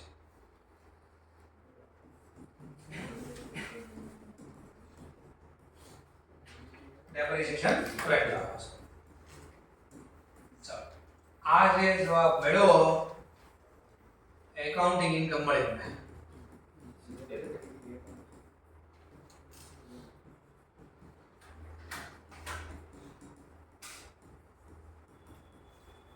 કંપની એક પ્રમાણે મને મળે કેટલો જવાબ પ્લસ માઈનસ કરીને આપ્યો 70 ઘણીવાર 70 સીધા આપે તો કઈ માર્ક નથી આપ્યો ઓલો કારણ આવડી જાય ચેપ્ટર જે શીખવાનું ચલો હવે અહીંયા હું લખીશું ટેક્સ એક્સપેન્સ. ટેક્સ એક્સપેન્સ માં પહેલું નામ શું આવશે? Current tax. આ કરંટ ટેક્સ કોના પ્રમાણે ગણીએ આપણે? આઈટી પ્રમાણે. તો આઈટી પ્રમાણે આપણે અહીંયા અલગ જો બે રીતે લખતા શીખવાડો પ્રેઝન્ટેશન. અહીંયા અટવાઈ જતા હોય તો અલગથી કેલ્ક્યુલેટ કરો. તો લખવા taxable income as per IT Act 1961. તો પહેલા ઇન્કમ ગોતી લખવી પડે આપણે. તો ઇન્કમ માં બધું બરાબર જ છે. તો આખું ફરીથી બેઠું ઉતારીશ રેવન્યુ ફ્રોમ, પછી તો આ લોંગ કટ શીખવાડું પછી શોર્ટકટ લઈ ગઈ. રેવન્યુ ફ્રોમ ઓપરેશન બે ટૂંકમાં લખ્યું રિપીટ કરીશ COGS 80,000. ચલો પછી એમ્પ્લોય બેનિફિટ. ચલો એમ્પ્લોય નો બેનિફિટ 30,000. હવે ડેપ્રિસિએશન આપણે કંપની એક પ્રમાણે કેટલો ગણ્યો? 20,000. પણ ધ્યાનથી જો મેં એક સેન્ટેન્સ લખી તમને ઓલરેડી આપેલો કે અકાઉન્ટિંગ ઇન્કમ માં જે ડેપ્રિસિએશન ગણીએ એ કંપની એક્ટ શેડ્યુલ નંબર 2 અને સેક્શન નંબર 1 2 3 પ્રમાણે ગણીએ. આપણે કાયદો આ પ્રમાણે પણ આઈટી વાળાનો કે ભાઈ તમારો કંપની એક અલગ, અમારા તો પ્રમાણે ડેપ્રિસિએશન તમે જે ગણશો એ અમારી સેક્શન 32 પ્રમાણે ગણશો. અમે જે કીધું તો તમે લો શીખશો, ટેક્સ શીખશો એમાં આવશે 32. તો એમાં બધું ડિટેલ આપ્યો છે ભાઈ કેમ ગણાય શું છે.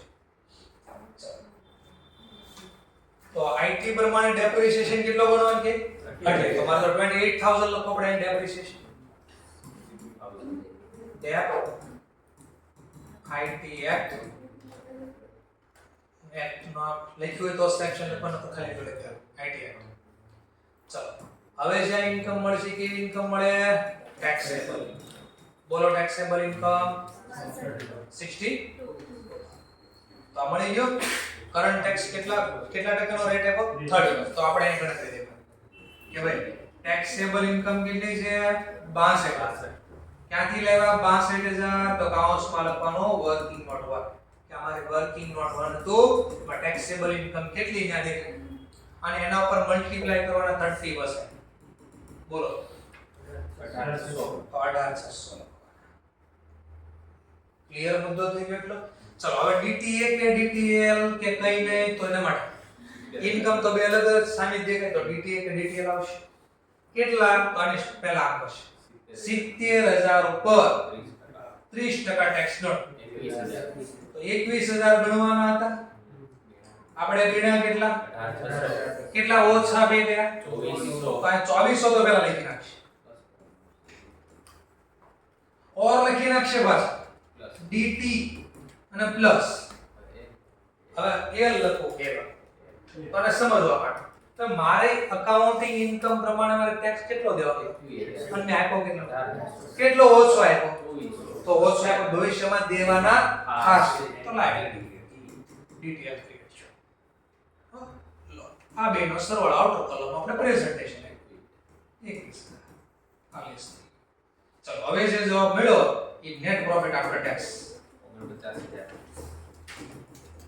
કેટલો જવાબ આવ્યો? 49,000. સમજાયું? તો આખો પ્રેઝન્ટેશન આવ્યું. હવે આમ એટલું બધું અહીંયા નો લખવું હોય, અહીંયા કરંટ ટેક્સમાં પહેલા આ ગોતવાનું પછી લખવાનું, એમ ન કરવું હોય તો આના બદલે શોર્ટકટ ગણતરી આપો. અહીંયા સુધી તો તમે લખ્યું તો એમ ન લખવાનું. હું નીચે ખાલી જો કેટલો ચેન્જીસ થાય લખો. અહીંયા આ લખી દો એટલે એનો મતલબ આ બધું તો સેમ રહે. બેઠે બેઠ નવું પહેલેથી જ લખો એટલે તમે અથવા બે માંથી રેવન્યુ ફ્રોમ ઓપરેશન. બોલો રેવન્યુ ફ્રોમ ઓપરેશન બે. તો આ પહેલા લખી છે ને બેઠે બેઠો લખવા COGS 80. અલ્ટરનેટિવ આપો છો બરાબર. આમ નો લખો એટલું બધું તો એના બદલે એટલું લખો. પછી એમ્પ્લોય બેનિફિટ શોર્ટ માં લખું છું એમ્પ્લોય બેનિફિટ 30,000.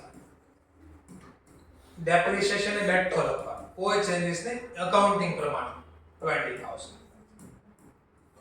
બોલો અકાઉન્ટિંગ ઇન્કમ 70,000.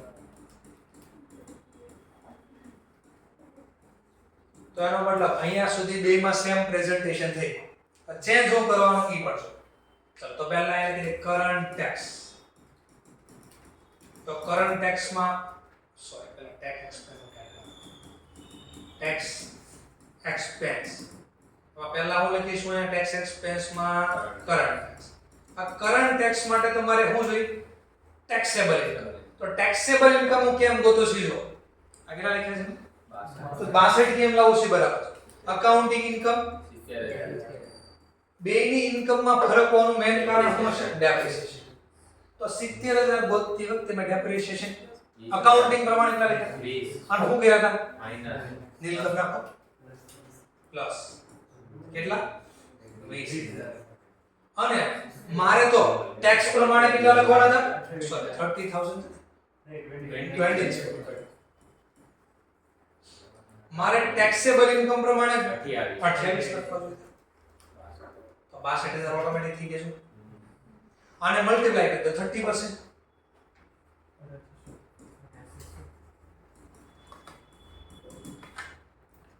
બોલો 1800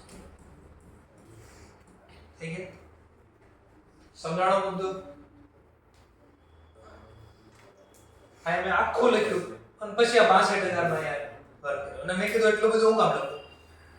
શોર્ટકટ અહીંયા વાપરીને બુકમાં હશે એકમાં આવું આખું પ્રેઝન્ટેશન હશે, એકમાં બહુ શોર્ટકટ હશે.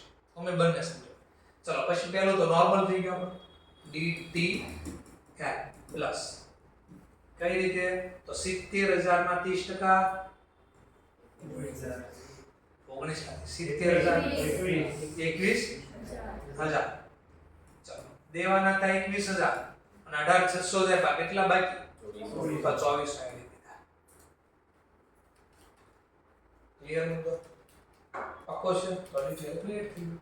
અને જો મેળો લાસ્ટ માં લખી નાખો net profit after tax. Okay 9000.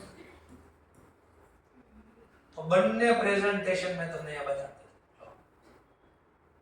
બે માંથી જે મજા આવે એ પ્રેઝન્ટેશન આ બે વાર લખો અથવા એના બદલે એક લખીશું. ઓકે તો જેમ કે સમજવા માટે એક ફોર્મ જો દાખલો સેલ કેટલું આપ્યું છે? 1. ડાયરેક્ટ કોસ્ટ કેટલી આવી છે? 70. ડાયરેક્ટ ટેક્સ એટલે પરચેસ જે વસ્તુ વેચવા સાથે સીધો સંબંધ. Profit before depreciation 30. ડેપ્રિસિએશન 10000. તો જે 20000 મળ્યા સીધું જ આપી દીધું ગણતરી. 20000 ને કઈ નામથી આપ્યું? અકાઉન્ટિંગ. એનો પછી કીધું એમાં ટેક્સ એક્સપેન્સ કેટલો? 20%. 20000 ના 20% 4. તો નેટ પ્રોફિટ આફ્ટર ટેક્સ કેટલો આવ્યો? 20 માંથી 4 બાદ કરો કેટલા? 16. Net profit after tax. તો ડાયરેક્ટ ગણતરી. પણ જો એસ પર AS22 પ્રમાણે તમે ટેક્સ એક્સપેન્સ થોડો ડાયરેક્ટ આમ લખશો તો તમને પૂછો કે AS22 પ્રમાણે ટેક્સ એક્સપેન્સ ગણતરી કરીને દેખાડો તો તમે શું કરશો? તો ક્યાં બધી બેઠું છે દેવાનું? Accounting income 20000. પછી નીચે આટલું લખી દો. આ લખો ખ્યાલ લખો. સમજાણો? તો એને લખતું માટે જો પાછો તો પ્રોફિટ બિફોર આન ઈઝી લખ્યું હતું એને આપણે AS22 પ્રમાણે પ્રેઝન્ટેશન આપ્યું. Income tax before income profit income before tax કેટલો હતો? 20000. પછી એમાંથી ડેપ્રિસિએશન IT બેઝ પ્લસ કર્યો, અકાઉન્ટિંગ બેઝ પ્લસ કર્યો, IT પ્રમાણે માઈનસ. અહીં મેં લખ્યું જો 70000 કયો આ તો આપણે ટેક્સ પહેલાના જ હતા ને આ તો એને લખ્યું અહીંયા પ્રોફિટ બિફોર ટેક્સ EBT. એમાં મેં અકાઉન્ટિંગ પ્રમાણે જે ડેપ્રિસિએશન હતો એ પ્લસ કર્યો અને depreciation as per tax purpose minus અને એના ઉપર 30% લગાડી દીધા. 20% આપ્યો તો 20% લગાડો, જે રેટ આપ્યો એ લગાડો. આમાં આપ્યો તો કેટલા ટકાનો રેટ આપ્યો? 20%. ચલો ટેક્સેબલ ઇન્કમ કેટલી મળી?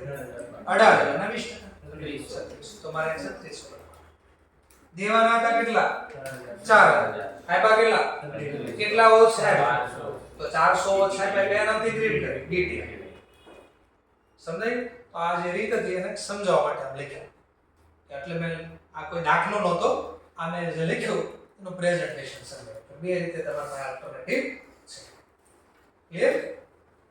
ચલો બે નાની નાની થિયરી બાકી એટલે આપણો આઈએસ પૂરું. બે જ નાની થિયરી છે. જેમ કે ડીટીએલ ક્રિએટ કરવા માટે તમારે કોઈ વસ્તુની જરૂર પડતી નથી.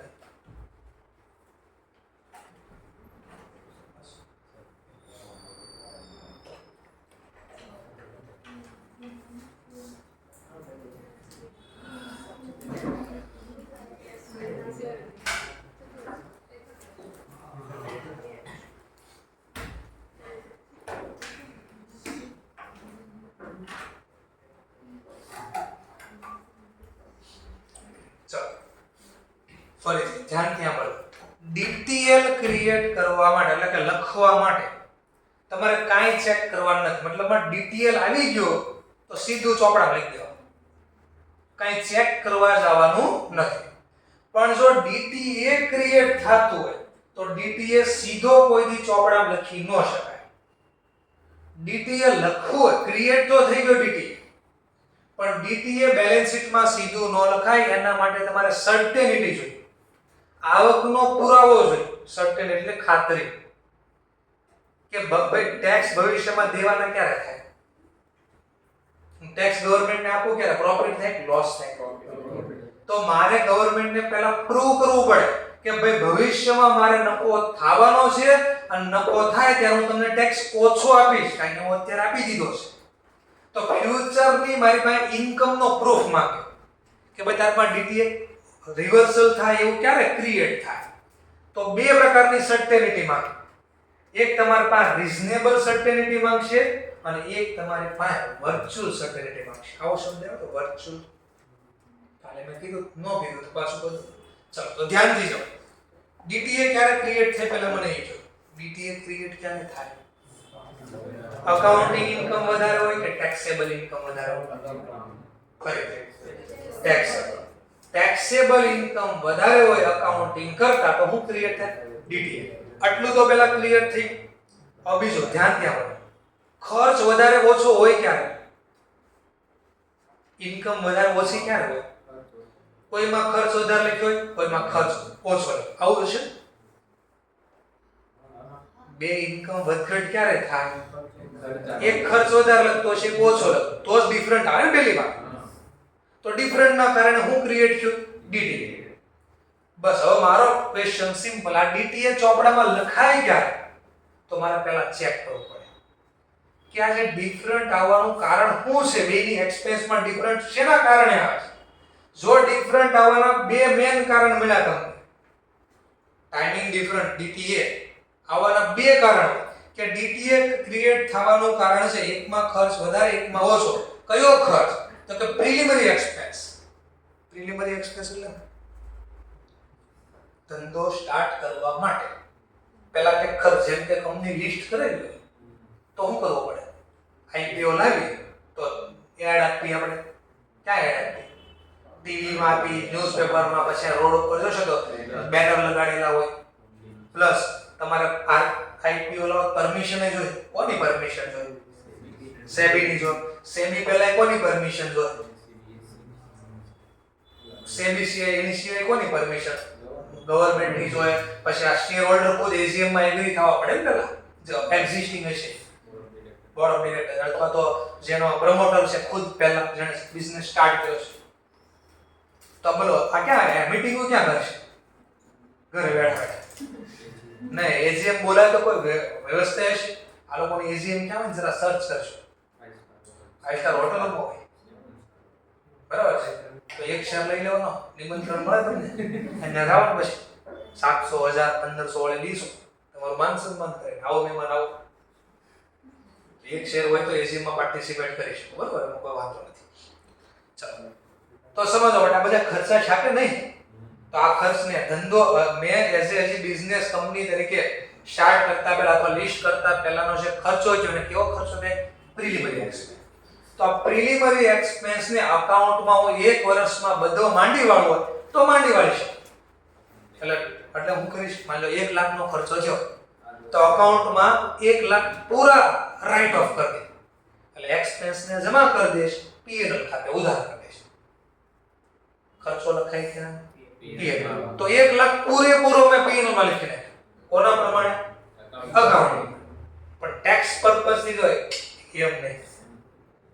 Tax preliminary expense write off 1 year in a account, but income tax માં કે ના એક વર્ષમાં નહીં, બધો માંડવા 5 વર્ષમાં ટુકડે ટુકડે માંડવા ભાડા પટ્ટા મકાનમાં કરતા. તો બોલો ઇન્કમ વધઘટ થઈ કે નહીં? આપણે બધો ખર્ચો એકારે લખ્યો આઈટી માં 5 વર્ષમાં ટુકડે ટુકડે લખશું તો ઇન્કમ માં ડિફરન્ટ રહ્યો કે નહીં? હવે ખર્ચને મારે ભવિષ્યમાં કવર કરવો હોય તો પહેલા ઇન્કમ તો હોવી જોઈએ મારે ફ્યુચર. ઇન્કમ હોય તો ટેક્સ ઓછો ભરવાનો થાય, ઇન્કમ જ નથી થાય તો ટેક્સ નું કે વાત જ રહે. તો ગવર્નમેન્ટ કે આવા કારણથી જો તમારે ડીટીએ ક્રિએટ થાતું હોય તો મારે ગવર્નમેન્ટને પહેલા પ્રૂવ કરવા જવું પડે કે ભાઈ ડીટીએ ભવિષ્યમાં હું તમારા પાસેથી બેનિફિટ લઈ શકીશ. તો મારે ખાતરી આપવી પડશે. કેવી ખાતરી આપવી પડશે? રીઝનેબલ. એટલે તો ગવર્નમેન્ટને હું ખાલી કહીશ કે ભાઈ મને લાગે છે ભવિષ્યમાં નફો થાય.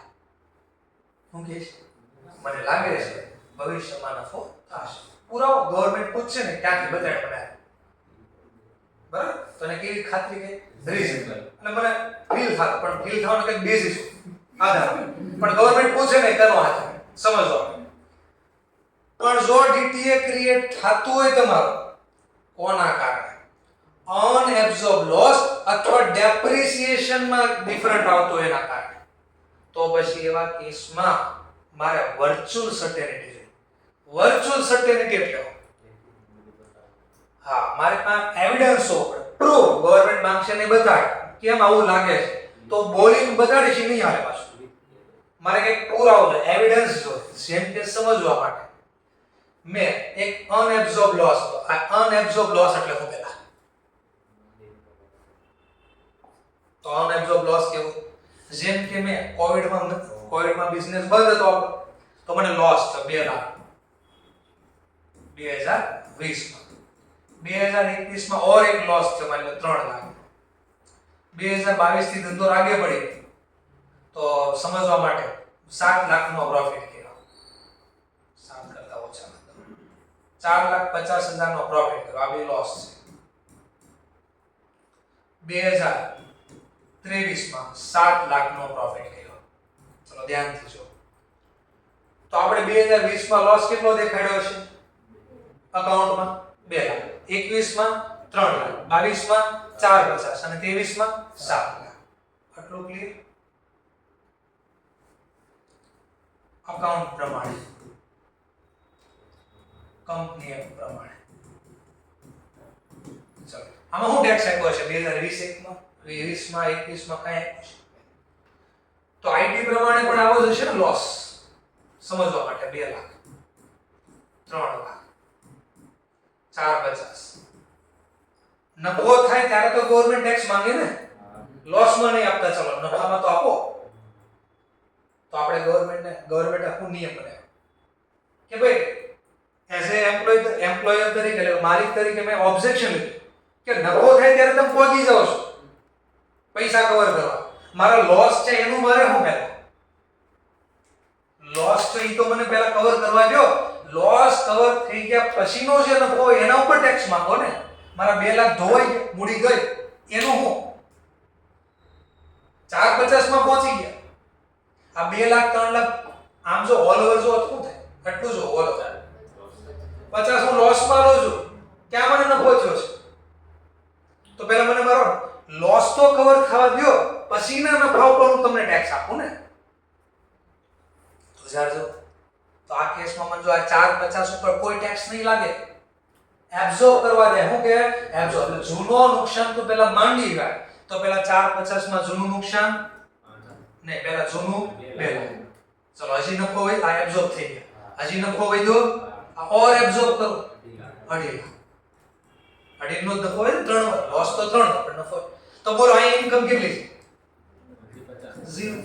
અહીં ઇન્કમ 0 થઈ ગઈ. અકાઉન્ટ પ્રમાણે ટેક્સ કેટલો દેખાય? 4,50 ના 10%. સમજવા માટે 10%. અહીંયા દેવાના કેટલા? 4,50 ના 10%. આપ્યા કેટલા? તો ક્રિએટ થયો ડીટીએ ક્રિએટ. તો આ ફ્યુચર પહેલા મારે લોસ એબ્સોર્બ કરવો હોય તો પુરાવો તો જોઈએ ને મારી પાસે. કે ભાઈ ઇન્કમ મને ફ્યુચરમાં થાશે 3 વર્ષથી નો જ 2 વર્ષથી તો તને શેના આધાર લાગે છે કે ફ્યુચરમાં નફો થાય? હવે બોલો તો ન લે કેમ? તો ગવર્નમેન્ટ કેમ તો અહીં તો બોલતો તો નફો થાય કામ છે તો મને કે પુરાવો દે તો અમારે શું જોઈએ આપવું પડે એવિડન્સ. તો હું એવિડન્સમાં આપીશ તો આપી શકું મને એક મોટો કોન્ટ્રાક્ટ મળ્યો લેખિતમાં કોઈ કંપની મને ઓર્ડર આપ્યો કે આ આટલું મને તો 2 વર્ષ કે 3 વર્ષ કે 1 વર્ષનો ઓર્ડર મને આપી દેશે તો મારી પાસે પુરાવો આવ્યો કે નહીં કે જેમ કે સમજવા માટે 50 લાખનો એક ઓર્ડર મળ્યો 2022 અથવા 2021 સમજવા માટે પૂરો થવા માટે 2 વર્ષ લાગશે અથવા 1 વર્ષ લાગશે જેટલા સમજનો કોન્ટ્રાક્ટ મારો પ્રોફિટ માર્જિન 20% છે 50 લાખના 20% તો હું આ પ્રૂવ કરી શકું કે નહીં કે 10 લાખ રૂપિયા મને ફ્યુચરમાં નફો થાય મારા પાસે પૂરા કોન્ટ્રાક્ટ બોલે જો તો સર ખોટો કોન્ટ્રાક્ટ લઈને પછી કેન્સલ કરી નાખે તો તમે શીખો ઓનરિયસ કોન્ટ્રાક્ટ પછી કોઈ બીજો કોન્ટ્રાક્ટ હતો એક્ઝિક્યુટિવ કોન્ટ્રાક્ટ બે કામ તો ખોટો બે કઈ કોન્ટ્રાક્ટ કરીને બતાડી દે કોઈ કામ તો છે નથી.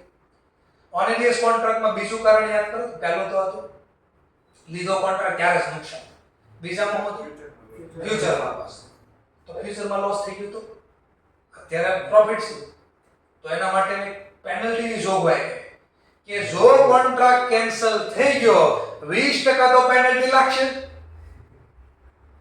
તો 20% નું પેનલ્ટી લાગ્યું એનો મતલબ 50 લાખ ને 20% 10 લાખ કોન્ટ્રાક્ટ પૂરો કરીશ તોય 10 લાખ વધશે નહીં સામે વાળો કોન્ટ્રાક્ટ તોડશે 10 લાખ તો મળશે જ ને તો આને કેવી સર્ટેનિટી આપી કે વર્ચ્યુઅલ સર્ટેનિટી પૂરા હોય કે ભવિષ્યમાં નુકસાન કવર કરવા માટે મારી પાસે સ્ત્રોત છે આવક તો આ એક્ઝામમાં થિયરી એક માર્કમાં એમસી ડીટીએ બેલેન્સ શીટમાં લખવી હોય તો કોઈ સર્ટેનિટી જોશે તો તમારે પણ યસ કઈ સર્ટેનિટી જો બે રીઝનેબલ અને વર્ચ્યુઅલ રીઝનેબલ ક્યારે જોશે તો શેના કારણે ડીટીએ ક્રિએટ થયું હોય તો પ્રિલિમિનરી એક્સપેન્સ ના કારણે ડીટીએ જો ક્રિએટ થયું હોય વર્ચ્યુઅલ સર્ટેનિટી ક્યારે કયા કેસમાં પાસ્ટમાં તમે શું થયું હોય અનએબ્સોર્બ લોસ હોય અથવા ડેપ્રિસિએશન જશે.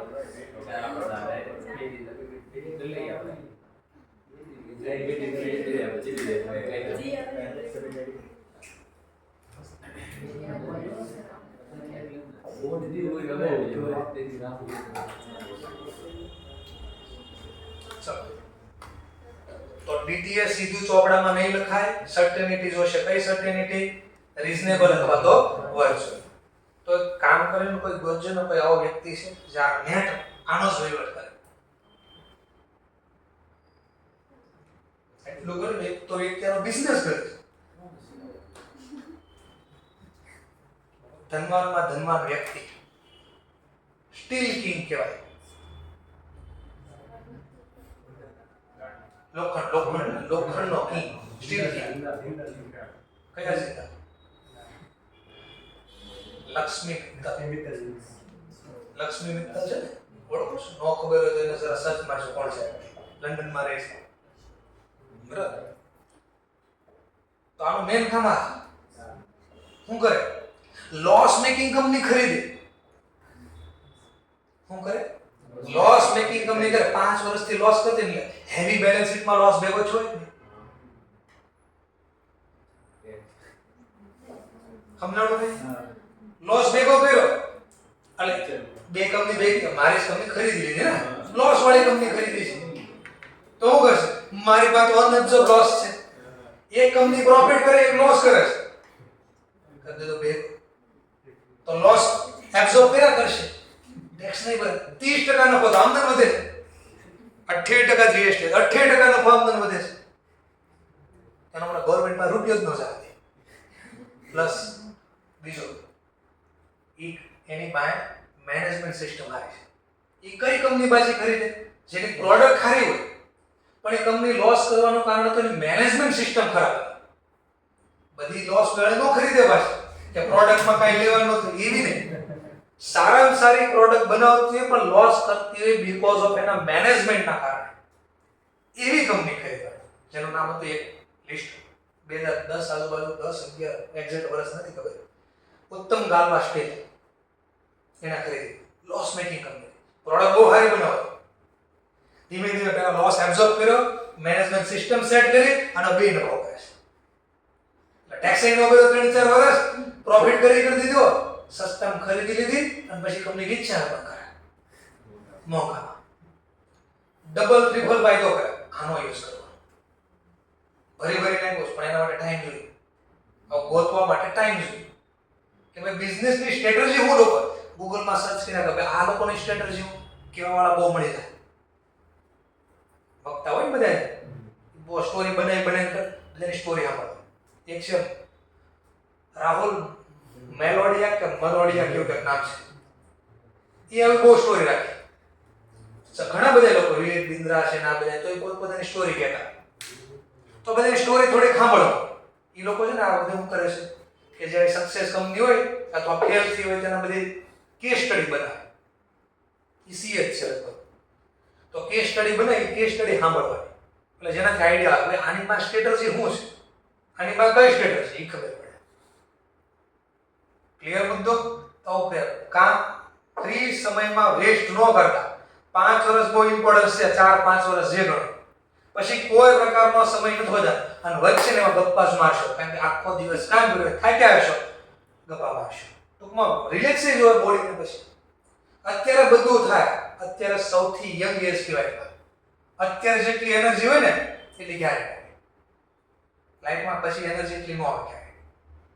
Clear? Okay, thank you very much. એક નાનો ખાલી ટોપિક બાકી રહી ગયો છે, મેટ વાળો. કાલે જોઈ લઈશું. ઇન્સ્ટોલની બુક લેતા આવજો, સોલ્વ કરવાનું.